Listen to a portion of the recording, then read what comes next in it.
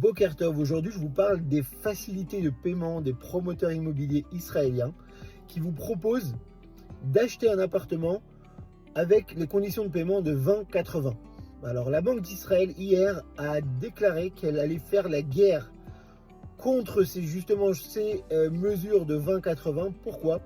Parce qu'à partir du moment où vous signez un contrat sur 20-80 et que vous mettez votre apport personnel de 20% et que le jour de la remise des clés, vous devez contracter le crédit, la première fois où vous rencontrez le sujet du crédit immobilier, c'est à la remise des clés et non pas à la signature.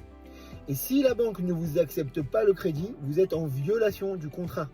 À la différence de la France, ici, le fait d'avoir le crédit immobilier n'est pas une condition au contrat.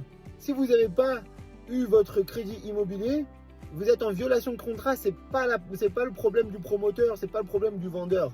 Donc bien comprendre que lorsque vous pouvez signer sur un 20-80, mais à partir du moment où vous signez sur un 20-80, vous êtes obligé de savoir d'un point de vue financier, d'un point de vue banquier, si vous pourrez obtenir les 80 ou les 70 autres % qui vous restent le jour de la remise des clés. Yom Tov.